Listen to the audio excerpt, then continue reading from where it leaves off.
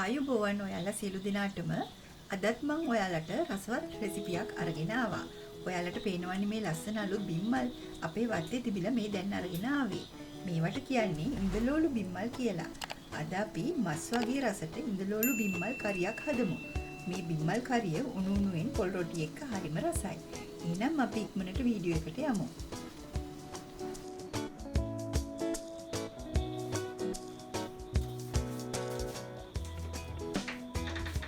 බිම්මල් කරිය හදන ගමන්ම මේකට අවශ්‍ය ද්‍රව්‍ය හා ප්‍රමාණයන් මම ඔයාලට කියන්නම්. ඒ වගේම පහළින් නැති description box එකේ දාලා තියෙනවා. එහෙනම් අපි බලමු මේ රසම රස බිම්මල් කරිය හදාගන්නේ කොහොමද කියලා. මඩ පස් ඉවත් කරගෙන දෙතුන් පාරක් සෝදගෙන ලුණු වතුර දාලා විනාඩි 10ක් විතර තියලා වතුර හොඳින් ඉවත් කරගෙන පිරිසිදු කරගත් බිම්මල් ග්‍රෑම් 500ක් මෙතන තියෙනවා. මම දැන් මෙන්න මේ විදිහට කුඩාවට කඩා ගන්නවා.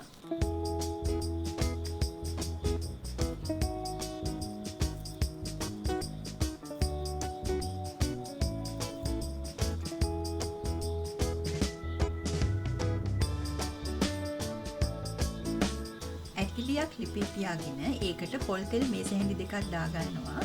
තෙල් රත් වෙනකොට එනසල් කරාබුන ඇටි දෙක බැගින් කුරුඳු කැබැල්ලක් ඊළඟට සූදුරු තේ හැඳි භාගයක් කුළුහල් තේ හැඳි කාලක් සිහින්ම කපාගත් සුදුලුණු මේස හැඳක් රම්පේ අලුත් කරපිංචා අහුරක් දාගෙන මිශ්‍ර කරමින් මෙන්න මේ විදිහට හොඳින් තෙම්පරාදු කරගන්නවා.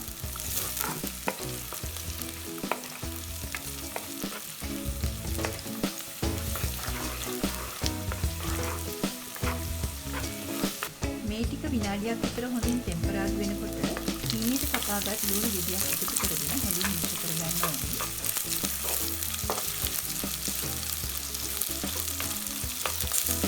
දැන් අමු තුන සහ තේ හැඳි එකමාරක්, බැදපු තුන පහ තේ හැඳි දෙකක්, ඊළඟට මිරිස් කුඩු තේ හැඳි දෙකක්, ගම්මිරිස් කුඩු තේ හැඳක් දාගෙන හොඳින් මිශ්‍ර කරගන්න ඕනේ.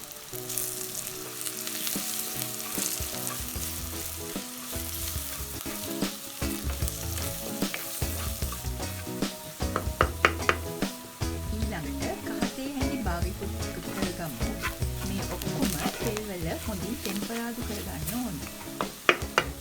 දැන් මම වතුර කෝප් එකක් දාගෙන හොඳින් මිශ්‍ර කරගන්නවා.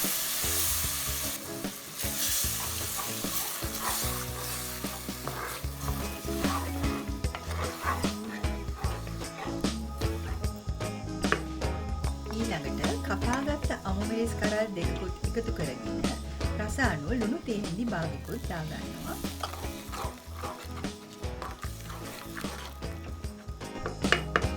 දැන් කුඩාවට කඩාගත්ත බිම්මල් ටික දාගෙන මෙන්න මේ විදිහට හොඳින් මිශ්‍ර කරගන්න ඕන.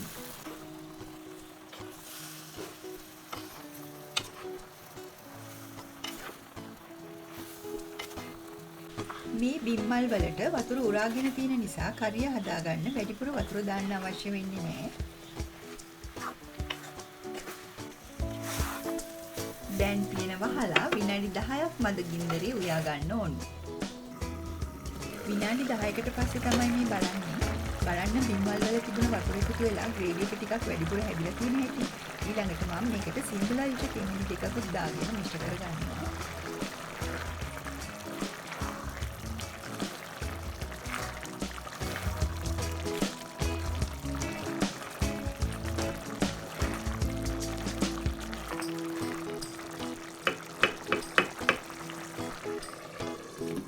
නැවතත් පියනෙන් වහලා මං විනාඩි 2ක් උයා ගන්නවා.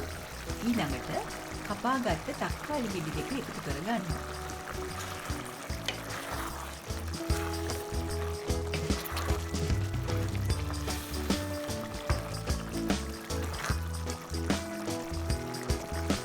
දැන් හොඳින් මිශ්‍ර කරගෙන විනාඩි 5ක් අඩු ගින්දරේ උයා ගන්න ඕනේ.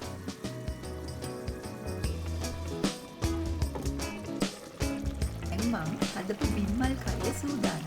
බලන්න ග්‍රේවි එක උඩට ගානට තියෙනවා. මේ බිම්මල් කරිය හරි සුවඳයි. මස් කරියකටත් වඩා රසයි. දැන් තියෙන්නේ රස බලන වෙලාවයි. මම උණුවෙම පොල් රොටිත් එක්ක රස බලන්නයි යන්නේ. ඉතින් ඔයාලා වීඩියෝ එකට කැමති නම් ලයික් කරන්න, යාළුවන්ට ෂෙයා කරන්න අමතක කරන්නත් එපා. ඒ වගේම subscribe කරලා මාත් එක්ක දිගටම රැඳී සිටින්න. නැවතත් රසවත් රෙසිපි එකකින් හමු වෙමු. ඔයාලා සියලු දෙනාටම සුබ දවසක්. මගේ මේ වීඩියෝ නරඹපු ඔයාලා